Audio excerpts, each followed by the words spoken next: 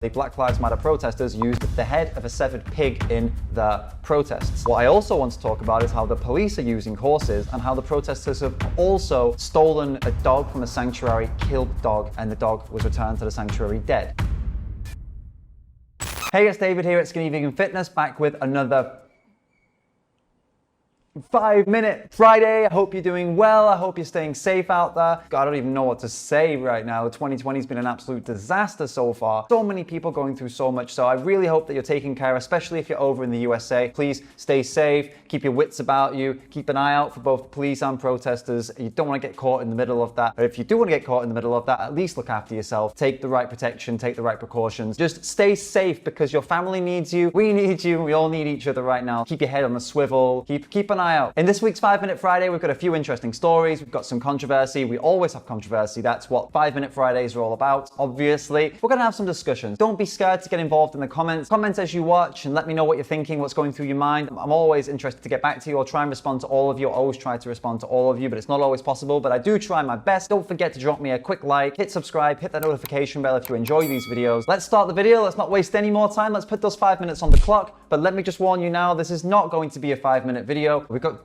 way too much complicated stuff to talk about. So sit down, get comfortable, get ready for the 5-Minute Friday. That's probably going to be more like 10 to 15-minute Friday. Our first story is not really a story. It's an article by Live Kindly that I would like you to go and check out. It has some of the most influential, inspirational vegans of color that are changing the food system. The title of the article is 9 Vegans of Color Changing the Food System. Number 1 on the list is Genesis Butler. She's an activist who started activism, I believe, at the age of 10, which is crazy, which is awesome. She even has a Marvel character designed after her because of the awesome work she's done. She gave a TED Talk as well. Like, she gave a TED Talk as a kid. Go through that list, take a look. It's a really awesome list. So I learned about some of these people only yesterday. I think it's really nice. I think it's really cool. It's especially important right now to be taking a look at some of the awesome work of people of color with the current situation. Next, we've got some news from India. Some local activists have been going out onto the streets, giving out vegan food to impoverished communities that have been really suffering with the COVID crisis. They were struggling anyway, but now it's even more drastic. We have 2 groups of people in India that have been doing this. One group in Pune, the Pune animal rights activists went out and gave people food on Eid, and then Health Save Movement India also did the same thing. They went out and gave food to migrant workers. If you don't know about the migrant worker issues in India, the link is in the description. I highly recommend you go and take a look at this. It's a really sad situation. Lots of people who travel to big cities for work were unable to travel back home again, but unable to earn money. So they were also unable to buy food or buy accommodation or anything. And it's really, really sad. It's happened to hundreds of thousands of people in India. It's amazing that animal rights activists, vegans, went out and supported all of these different people of all these different backgrounds to help them and give them plant-based vegan food and show them that this food is cheap, whilst also helping them to, helping them to eat, which is an amazing thing. PETA did an expose on alpaca fur, and they managed to get some big retailers to drop it. Amazing. It's an amazing thing. It's a step in the right direction. It's only a matter of time before we just get fur completely off the table. More and more retailers, more and more businesses are saying no to fur. PETA has been a big part of that. It's great that they were able to get these fashion retailers to drop the alpaca fur thanks to their expose. I wanted to just report that news to you because it's a good story. It's a good news story. Our good friend Amanda from Beef Magazine is back again. That's right. She's back with another article with another load of things that we can have a look at and we can debunk. Her articles are always entertaining. Amanda, you're always entertaining. So let's take a look at this one. This one's titled Activists Working to Pinpoint Your Ranch on an Aerial Map. And then subtitle, Extremists are taking advantage of this crisis and moving in on their target. You! What she's referring to is that there are a group of activists in the USA that have managed to locate the locations of many ranches and factory farms across the USA so that activists can go and investigate them. They need to be investigated because currently in the USA, the investigating bodies for these places are also owned by the animal agriculture bosses, right? So it's not like they're going to investigate themselves properly. It needs to be external investigation. They released these locations to the public. She goes on to call out protesters, saying that what will happen is that protesters will come to facilities like a Cargill plant in Canada.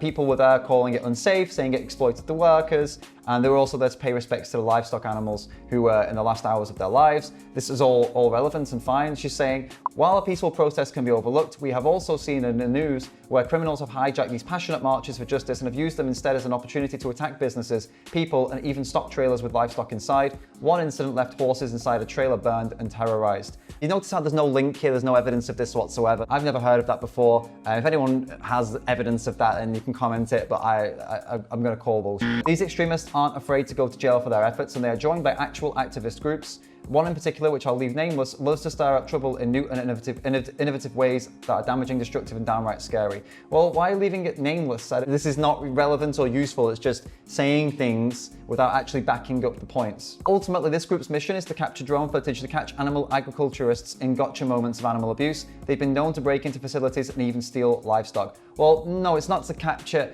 gotcha moments, it's to capture what happens to the animals on a regular basis. These are not gotcha moments, these are consistently happening. It's not like a one-off situation. The whole industry is designed on exploiting, abusing animals' bodies. You're always going to catch things happening in there that are absolutely disgusting and abhorrent because the entire industry is disgusting and abhorrent. This is an invasion of privacy, theft of personal property, and just a criminal violation in many ways. The group is famous for their drone activity, and if it all comes together, the most recent project, which provides a satellite map of 27,500 farms and animal facility locations. Great. No, it's great that they've done that. If this doesn't chill you to your bones, it should. I don't share this to scare you, but to inform you of the direct threat to your business, your home, your property, and your animals. Of course, it's a threat. It's a threat to injustice. These individuals and these farms and these places, they are all places of injustice. What these activists have done is threatened the injustice with justice. Yes, it's a threat, and it's a good threat. That's just some more nonsense from Amanda, and it directly ties into the next story, which we'll get to now.